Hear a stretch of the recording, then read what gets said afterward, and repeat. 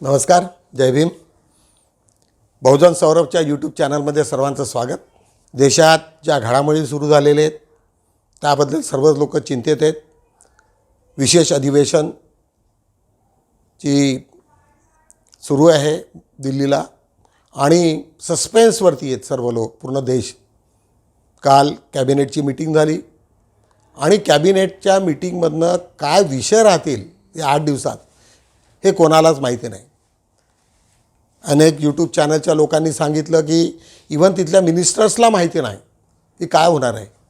म्हणजे या देशात एवढी मोठी सेंट्रल कॅबिनेटची मीटिंग, परंतु देशाला तर सर्वांना सांगायला पाहिजे, परंतु मंत्र्यांनाही माहिती नाही. हा एवढा सस्पेन्स कशासाठी ते काही कळलं नाही. एक अत्यंत महत्त्वाचा एक विधेयक येणार होता इलेक्शन कमिशनवरती, ज्यात चीफ जस्टिस ऑफ इंडिया ज्या 3 कमिटीची जी 3 लोकांनी मिळून ती कमिटी बनलेली असते की ज्याला चीफ कमिशनचे ची नियुक्ती, आणि त्याच्यात चंद्रचूडच्या व्यतिरिक्त एक पंतप्रधानांनी नॉमिनेट केलेला एक माणूस राहील, एक कुठला तरी एक सेक्रेटरी राहील, आणि त्याचे जे पॉवर्स आहेत ते त्यांनी कमी करणारं एक विधेयक येणार होतं. सर्वीकडे चर्चा सुरू झाल्या, परंतु त्याच्याहीवरती सस्पेन्स आहे. नंतर काही यूट्यूब चॅनलनी सांगितलं की त्याला विड्रॉ करण्यात आलं.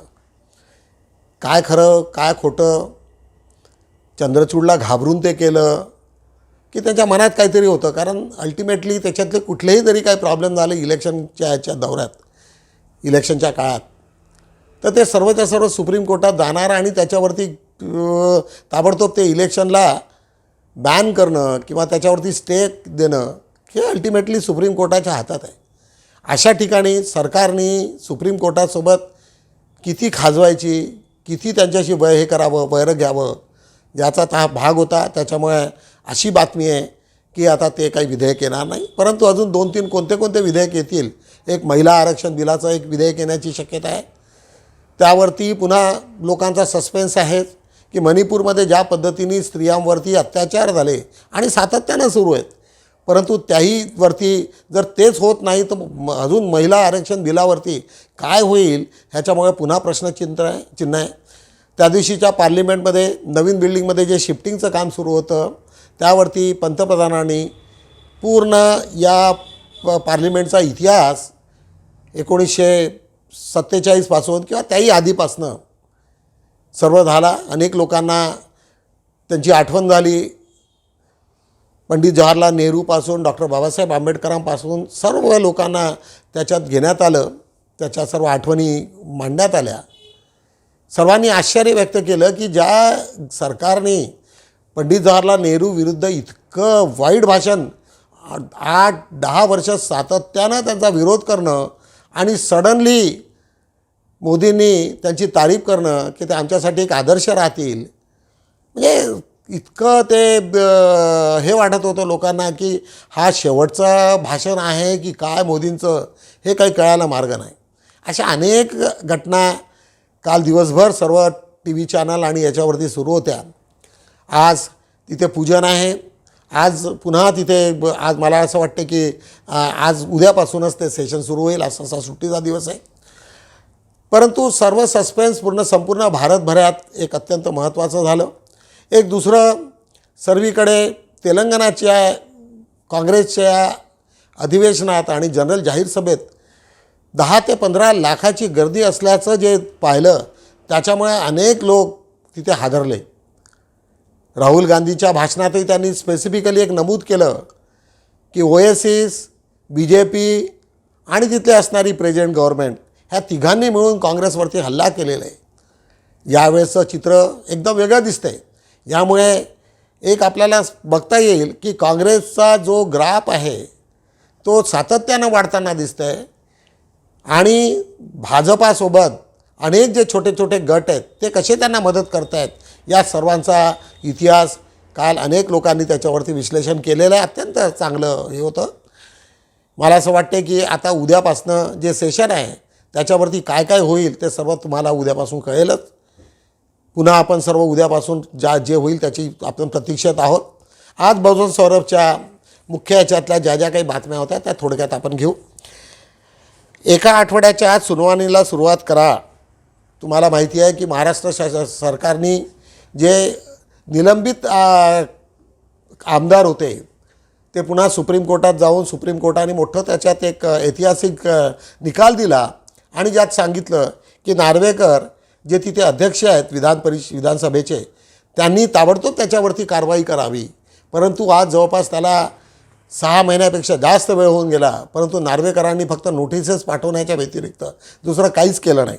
पुन्हा ते मॅटर सुप्रीम कोर्टात गेलं. ॲडव्होकेट सिब्बल यांनी ती बाजू मांडली आणि सुप्रीम कोर्टाने सांगितलं की हा सर्व जो प्रकार आहे एका आठवड्यात बंद झाला पाहिजे आणि एका आठवड्यात त्याचा निकाल लावा असं म्हणून त्यांना तंबी दिली. ही एक महत्त्वाची न्यूज असल्यामुळे आम्ही पान 1 वरती घेतले आहे. शिवसेना पक्ष व चिन्हाची सुनावणी लांबणीवर. अजून तो एक जो दुसरा मुद्दा होता चिन्हावरती तो अजून काही वेळ लागेल असं सांगण्यात आलं. त्याच खालोखाली आज आम्ही पुन्हा OBCचा धडक मोर्चा दणाणले धाबे. तुम्हा सर्वांना माहिती आहे की मराठा आरक्षणासाठी पूर्ण महाराष्ट्रभर मोठ्या प्रमाणात मोर्चे निघाले. अनेक ठिकाणी जे काही झालं ते सर्वांनाच माहिती आहे.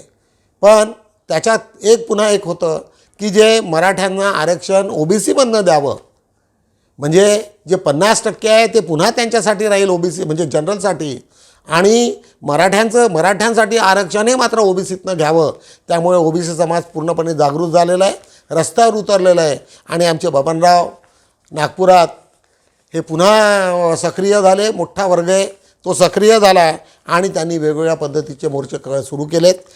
सर्व जाती धर्मातले लोक जे OBCमध्ये विलीन झालेले आहेत त्या सर्वांचा एक संयुक्त मोर्चा आपल्या 0 माईल्सपासनं डॉक्टर बाबासाहेब आंबेडकरांच्या पुतळ्यापासून निघालेलं आहे.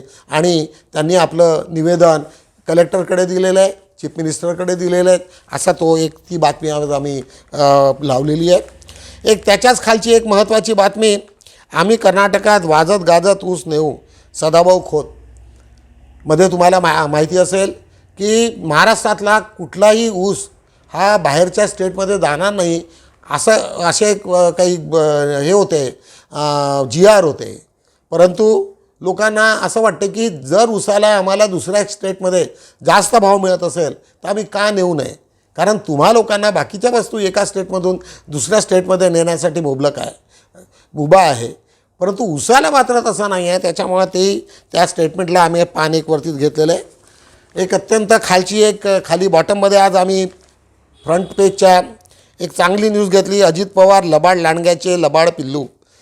गोपीचंद पडळकर, आमदार गोपीचंद पडळकर यांनी अत्यंत प्रखर आणि एकदम विचित्र अशी टीका अजित पवारावरती केलेली आहे. ह्यात पुन्हा एक उलटवार अमोल मिटकरींनी दिलेला आहे की आता एक गोप्या, आता कोणाला त्यांनी उद्देशून म्हटलं की तो गोप्यांचं भुंकणं वाढलेलं आहे अशा पद्धतीची ती टीका आहे आणि वाचनीय आहे. थोडासा हास्यास्पद आहे परंतु तरी वाचायला मजा येईल. आज पान 4 वरती बघू आपण काय केलेलं आहे. महाराष्ट्रात आपल्या नागपूरची एक अत्यंत महत्त्वाची न्यूज आहे, ती म्हणजे श्याम हॉटेल होणार भीमसृष्टी. तुम्हा सर्व लोकांना माहिती आहे की दीक्षांत समारंभाचा कार्यक्रम असताना डॉक्टर बाबासाहेब आंबेडकर हे नागपूरच्या श्याम हॉटेलमध्ये थांबले होते आणि श्याम हॉटेलमध्ये त्यांची सर्व राहण्याची 2-3 दिवसाची पूर्ण सोय होती. त्याला एक ऐतिहासिक वास्तू बनवावी म्हणून नागपूरच्या सर्वच लोकांची, संपूर्ण महाराष्ट्राची काय भारताच्या सर्वच लोकांची, कारण त्यांच्या आयुष्यातला तो सर्वात मोठा प्रसंग होता आणि त्याच्यानंतर मग त्यांचं निधन झालं. त्याच्यामुळे सर्व लोकांची अशी इच्छा आहे की श्याम हॉटेलला त्यांनी हे द्यावं, एक शासकीय इमारत बनावी. त्यासाठी त्यांचं निवेदन सुरू आहे आणि मला असं वाटतं की ते लवकरात लवकर शासनाने मान्यता दिलेली आहे आणि त्या कामाला लागलेले आहेत. अनेक डागडुगीचे कामं रोजच आम्ही पाहतो तिथे सुरू आहेत आणि ते लवकरच होईल अशी आशा सर्वांनी बाळगलेली आहे. त्याच्या शेजारी बसपाने पेरियार जयंती साजरी केली. बहुजन समाज पार्टीची एक बातमी आम्ही लावलेली आहे, त्यांनी पेरियार जयंती साजरी केल्याचं. त्याच्याच बाजूला अनिल कुमार मेश्राम भारतीय बौद्ध महासभेच्या विदर्भ प्रदेश अध्यक्षस्थानी. त्याच्याच खाली कंबल बाबावर जादूटोण्याविरोधी कायद्याअंतर्गत कारवाई, महाराष्ट्र अनिसची मागणी, संविधान चौकातील ओबीसी आंदोलन, पाडव्याच्या दिवशीही सक्रिय, अनेक चांगली केक आहे. त्याच्याच खाली आम्ही नागपूरची स्पेसिफिकली एक बातमी लावलेली आहे, तान्हा पोळा उत्साहात साजरा. तिथल्या अनेक गोष्टी आहेत. त्याच्यावरती मराठा समाजाला आरक्षण दिले पाहिजे. बहुजन सोशलिस्ट पार्टी मानेंची यांनी एक देवेंद्र फडणवीसांना पत्र लिहून त्यांना आपल्या संवेदना सांगितल्या की तुम्ही त्यांना द्या, परंतु याचा अर्थ की ओबीसीमधनं काहीतरी काढून घ्या असा होत नाही. अशा पद्धतीची ती बातमी आज आम्ही पान 4 वरती लावलेले आहेत. आज पान 2 वरती बघू आपण आज काय केलेलं आहे. आज आमचा अग्रलेख जो आहे, सुशिक्षित बेरोजगार रोजगारांना नोकरीत संधी मिळणे गरजेचे. सर्वांना लहानपणापासून जेव्हा आपण पोरांना मोठं करतो, शिक्षण घेतो, तर सर्वांची इच्छा असते की त्याला कुठे ना कुठे नोकरी मिळाली पाहिजे. आणि आपल्या देशात प्रामुख्यानं सरकारी नोकरीला आपण जास्त प्राधान्य याच्यासाठी देतो की प्रायव्हेट नोकऱ्यामध्ये ज्या पद्धतीचं एक्सप्लॉयटेशन आहे, ते एक्सप्लॉयटेशन कमीत कमी सरकारी नोकरीत नाही. आणि एक अश्युरन्स आहे, आपल्याकडचा नोकरी देणारा जो वर्ग आहे हा कशा टाईपचा वर्ग आहे हे तुम्हाला माहिती आहे. एक पर्टिक्युलर क्लास जर सोडला IT सेक्टरचे, अदरवाईज तुम्हा लोकांना अनेक ठिकाणी बेरोजगारांची पिळवणूक होतानाच तुम्हाला दिसेल. त्याच्यावर संबंधात हा मोठा एक लेख आहे आणि तो वाचनीय आहे, अग्रलेख. डॉक्टर बाबासाहेब आंबेडकरांचे प्रायोगिक व तात्विक संशोधन, एक चांगला एक लेख प्राचार्य भाऊ लोखंडे भाऊ वासनिक यांचा आहे. अनेक गोष्टीचा त्यांनी उल्लेख केलेला आहे. मुख्यतः सविता आंबेडकरांचा त्यांचा हे आहे की त्यांना कशा पद्धतीने डॉक्टर बाबासाहेब आंबेडकर सविता आंबेडकरांच्या जवळ गेले आणि सविता आंबेडकरांनी बाबासाहेबांसोबत शेवटपर्यंत कशी साथ दिली. बुद्धा अँड धम्मामध्ये स्पेसिफिकली प्रिफेसमध्ये बाबासाहेब लिहितात की I was lying a dying flame, मी जळती एक वात होतो, but because of Savita I could survive. म्हणजे माझा जो काही आज जे काही मी जिवंत आहे त्याच्यासाठी दुसरं तिसरं कोणी नसून सविता आंबेडकर आहे. हे विधान शेवटी त्यांनी मरण्याच्या काही दिवस आधी हे लिहून ठेवलेलं आहे. परंतु काही आंबेडकरी समाजाने तिला ज्या पद्धतीने सविता आंबेडकरवरती ताशेरे उडवले ते अत्यंत अशोभनीय आहेत. अनेक लोकांनी त्याचं खंडन केलं पाहिजे की कोणीतरी सांगितलं, कोणाचं तरी बाबासाहेबच्या हयातीमध्ये त्याचा अपमान झाला असेलही, परंतु त्याच्यासाठी अशा पद्धतीच्या त्याचं काहीतरी वातावरण निर्माण करायचं हे अत्यंत वाईट होतं. आम्ही मी स्पेशली माझा त्याच्यात फार मोठा विरोध आहे. मला एक गोष्ट लक्षात येते की वाको गानार आमच्या याच्यातले एक फार मोठे रिपब्लिकन पार्टीचे नेते होते आणि आम्ही कोरियाला सोबत होतो. बॅरिस्टर आपले रासू गवई होते, फुलझेले सर होते, वाको गानार होते, अनेक सर्व मंडळी होती. आणि त्यांना मी खाजगीत विचारलं की तुमचं काय मत आहे. त्यांचं असं मत होतं वाको गाणारांचं की बाबासाहेबांचं सर्वात शेवटलं जे स्वप्न होतं ते त्यांनी सार्थक झालं होतं. बौद्ध धम्मात त्यांनी दीक्षा घेतली होती, त्याच्यामुळे त्यांना एक हर्षवय झाला होता. म्हणजे त्यांना असं वाटत होतं की मी जे माझ्या मनात होतं ते सर्वच्या सर्व मी कंप्लीट केलं. आणि त्या हर्षवायूतच बाबासाहेबांचं निधन झालं असं त्यांचंही विधान आहे.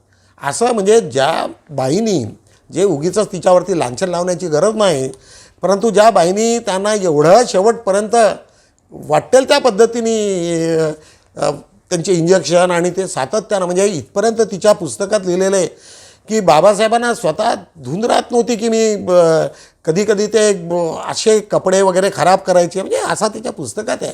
म्हणजे बाबासाहेबांची तब्येत अत्यंत खराब होती. प्रत्येक ठिकाणी बाबासाहेब त्याचा उल्लेखही करत होते की बाबा माझी तब्येत अत्यंत खराब आहे, परंतु तरी बुद्धीने मात्र ते फार तल्लीन होते. आणि अशा वेळेस सविता आंबेडकरनी त्याचा साथ दिला. त्याच्यामुळे आपण सर्व लोकांनी त्याचं अभिनंदन केलं पाहिजे या लेखाचं. आणि मी सर्वांना विनंती करेल की प्राचार्य भाऊ वासनिकांचं जे लेख आहे तो अत्यंत चांगला आहे. समान नागरिक कायदा, डॉक्टर बाबासाहेब आंबेडकरांची भूमिका मी याआधीच तुमच्या सर्वांना लिहिलेलं आहे. अनेक लोक वेगवेगळ्या पद्धतीने लिहितात की आज तिथली परिस्थिती आज कशी राहिली असते. डॉक्टर NV ढोके अत्यंत अभ्यासक आहेत, त्यांनीसुद्धा आपल्या वेगवेगळ्या प्रतिक्रिया केल्या. मागच्या आठवड्यामध्ये मी गोवा इथे होतो आणि तिथे ज्यावेळेस मी पाहिलं की तिथे आता सर्व ठिकाण सर्वच लोक गोव्यामध्ये दारू खूप स्वस्त आहे, अर्ध्या किमतीत मिळते म्हणून जातात, परंतु तिथे बॅरलमध्ये घेतात आणि बॉटलिंग करतात. म्हणजे तिथल्या लोकांना मोठ्या प्रमाणामध्ये रोजगार मिळालेले आहे. परंतु तिथे रस्त्यावरती कुठे ॲक्सिडेंटचं प्रमाण अत्यंत कमी आहे. रस्त्यावरती असे कुठेतरी जिंकताना असे लोक दिसत नाही. अशा पद्धतीचं ते वातावरण तिथे आहे. हे सर्वच्या सर्व शक्य झालं जेणेकरून समान नागरिक कायद्याच्या अंतर्गत ते सर्व झालेलं आहे. त्याच्यामुळे जातीवरती कोणीतरी भांडणं तंटे अशा पद्धतीचा तिथला प्रकार नाही. त्याच्याच खालचा आज आमचा दुसरा एक लेख आहे, आरक्षण धोरण आणि बाबासाहेबांची दूरदृष्टी. सर्वांना माहिती आहे की बाबासाहेबांची इच्छा होती की जोपर्यंत हा दलित समाज हजारो वर्षापासून दबलेला होता, जोपर्यंत त्याला तुम्ही संधी देणार नाही तोपर्यंत तो तुमच्या बरोबरीत तो कॉम्पिटच करणार नाही. त्यामुळे त्यांना रिझर्वेशनची अत्यंत गरज आहे. सरदार वल्लभभाई पटेल आणि त्यांच्यामधला जो संवाद होता, कालच मी पाहत होतो एका यूट्यूब चॅनलमध्ये, अत्यंत मार्मिक होता. ते म्हणाले की बा त्याच्यामुळं पूर्ण देशात सर्वच जाती उद्या आरक्षण मागतील. पण बाबासाहेबांनी म्हटलं की ह्यांचं कसं होईल की जोपर्यंत तुम्ही त्यांना उंच काहीतरी तुम्ही सपोर्ट करणार नाही तोपर्यंत ते तुमच्याबरोबर धावतच शकणार नाही. त्यामुळे आरक्षणाची त्याच्यात अत्यंत गरज आहे. तुम्हा सर्व लोकांना आरक्षणाबद्दल अनेक गोष्टीबद्दल माहिती आहे. पान 3 वरती बघूया. अँकरशाही व्यवस्थेची चिरफाड हवीच, भूपेंद्र गणवीर. तुम्हा सर्व लोकांना माहिती की इंडिया या ग्रुपनी अनेक अँकर्स ज्या पद्धतीने ते ह्युमिलेट करत होते आणि भाजपाचं एक मोठ्या प्रमाणे प्रचारक बनलेले होते आणि हिंदू मुस्लिम सकाळपासनं संध्याकाळपर्यंत करणं किंवा स्टुडिओमध्ये बोलवून अपमान करण्यासारख्या अनेक घटना होत्या. त्यामुळे इंडिया या ग्रुपने काही अँकरला त्यांनी पूर्ण म्हणजे बॅन केलं की शक्य झालं आम्ही तिथे जाणार नाही. आणि हा काही तुमच्या त्या टी व्ही चॅनलला काही बॅन केलेलं नाही, परंतु त्या अँकर लोकांच्या त्या वागणुकीमुळे तसं झालेलं आहे. याच्यात काही वाईट नव्हतं, पण नेहमी BJP त्याच्यावरती फार उखडली. पुन्हा सर्व लोकांना ते सांगायला लागले की तुम्ही जर लोकशाहीचाच हे करतात, अपमान करतात वगैरे वगैरे वगैरे खूप सारं झालेलं आहे. हा लेख त्यावरती आहे, अत्यंत वाचनीय आहे. तुम्ही सर्व लोकांनी वाचायला पाहिजे. त्याचा खाली बौद्ध धम्मावरती एक छोटीशी बातमी आहे, चिवरदान आणि त्याचे महत्त्व. तुम्हा सर्वांना माहिती आहे की बौद्ध धम्मामध्ये पित्तवस्त्र व काशाय वस्त्र आपण भंतेंना देत असतो आल्यानंतर पूजेत, आणि त्याच्याचवरती त्यांची म्हणजे त्यांना देण्याची आपल्याकडे परंपरा आहे. आणि ही परंपरा कधीपासून सुरू झाली? भंते शाक्यपुत्र राहुल यांचा हा लेख आहे. अत्यंत एक चांगला लेख आहे. त्याच्या बाजूला आज आम्ही घेतलेला आहे की पैशाचं कसं नियोजन आणि पैसा जास्त आला की कशा पद्धतीचं लोक त्याचं नियोजन करतात किंवा नियोजन करत नाही आणि वाटेल त्या पद्धतीने पैसा कसा हे करतात. मला तुम्हाला एक सांगावं लागेल. बुद्धाची एक अत्यंत चांगली एक स्टोरी आहे. स्टोरी म्हणण्यापेक्षा बुद्धाला प्रश्न विचारण्यात आले होते की भगवान बुद्ध तुम्ही आम्हाला सांगा की बा नियोजन कसं करावं. तर भगवान बुद्धांनी सांगितलं की जर तुम्हाला ₹1 जर इन्कम असेल तर 30% हे तुम्ही जो व्यवसाय करत असाल त्याच्यामध्ये तुम्ही 30% लावले पाहिजे. 30% तुमच्या फॅमिलीसाठी असले पाहिजे, जे काही तुमचं फॅमिलीचं जे आहे, आणि 30% हे तुम्ही इमर्जन्सीसाठी ठेवलं पाहिजे. पोरीचं लग्न आलं, आजारपण आलं किंवा अजून कुठल्या जर गोष्टी आल्या तर याच्यासाठी तुमच्याजवळ 30% हे सेविंग असायलाच पाहिजे. जर त्याचं नियोजन तुम्ही जर करू शकलात स्वतःच्या ह्याच्यावरती 30%मध्ये तुम्ही करा. तुमची जर इन्कम ज्या पद्धतीने असेल तर त्या पद्धतीने 30% आहे ना तुमच्यासाठी. आणि तुम्ही जो व्यवसाय करता त्याची वृद्धी कशी होईल? जर त्याच्यामध्ये तुम्ही 30% टाकणारच नाही तर वृद्धी होणार नाही, किंवा जिथे राहील तिथे जर स्टॅग्नन्सी झाली तर दर महिन्यात तुमचा पगार 5,000 असेल तर 5,000 राहील, तो 6 झाला पाहिजे, 7 झाला पाहिजे, 8 झाला पाहिजे. तर त्या पगाराची वृद्धी करायसाठी तुम्हाला तुमच्या इन्कमच्या 30% अमाऊंट तिथे टाकावंच लागेल. असं आहे बाबासाहेब बुद्धांचं ते प्रिन्सिपल. जर ह्या देशाने सर्वांनी जर एक्सेप्ट केलं असतं तर बहुधा आपल्या ह्याच्यातला सर्व हा प्रॉब्लेमच संपला असता.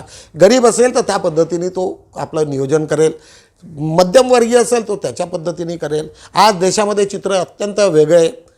एक अडाणीच्या ह्याच्यात हजारो करोड, काय अब्जावधी करोड म्हणता येईल, काय एवढा पैसा, सरकारी पैसा त्यांनी सर्व घेऊन सर्व बँकांना बँकरप्सी केली. कसली मानसिकता आहे? हे कुठे जाणार आहेत तो पैसा घेऊन? आणि जाऊन आणि पुन्हा ते मॉरिशसमधून तो ज्या पद्धतीने पैसा परत येतो आहे आणि सर्व झालेलं आहे, इव्हन मॉरिशस गव्हर्नमेंटने त्याला सर्व बॅन केलं. म्हणजे एवढे सर्व प्रकार आपल्या देशामध्ये आपण पाहताना ह्या पैशाची जे ग्रीड आहे, बुद्धाने तिथेच त्यांना थांबवलं की जेवढी गरज आहे तेवढेच कमवा, किंवा जर होत असेल तर लोकदानासाठी तुम्ही वापरा, परंतु हा करोडो किती पैसे. आणि अशामुळे सर्वच्या सर्व बँका आणि पूर्ण देशाची आर्थिक स्थिती पूर्णच्या पूर्ण ढासळल्याचं आपण पाहतो आहोत. जर या देशाने भगवान बुद्धाचं जर तत्त्वज्ञान, बाबासाहेबांनी लिहिलेलं जर पूर्णच्या पूर्ण तत्त्वज्ञान, कारण बाबासाहेबांनी जे तत्त्वज्ञान घेतलं ते बुद्धाकडूनच घेतलं आहे, त्याच्यामुळे प्रत्येक ठिकाणी मग RBI असो किंवा सेबी असो की अनेक ज्या आर्थिक संस्था आहेत त्या सर्वांना बाबासाहेबांनी त्याच तत्वात फ्रेमवर्क केलेले. त्याच्यामुळे मला असं वाटतं की तुम्ही सर्व लोकांनी आपल्या पैशाचं कसं नियोजन करावं याच्याबद्दल तुम्ही पाहिलं पाहिजे. आज 5/4 पुरुषोत्तम खेडेकरचं एक मोठा लेख आलेला आहे, मराठा आरक्षण इतिहास. अत्यंत मार्मिक आहे, एक फार अभ्यासू आहेत आणि फॉर्च्युनेटली खेडेकर साहेब आपल्यासोबत बहुजन सौरसोबत जुडलेले आहेत आणि सातत्यानं आपल्या टचमध्ये असतात.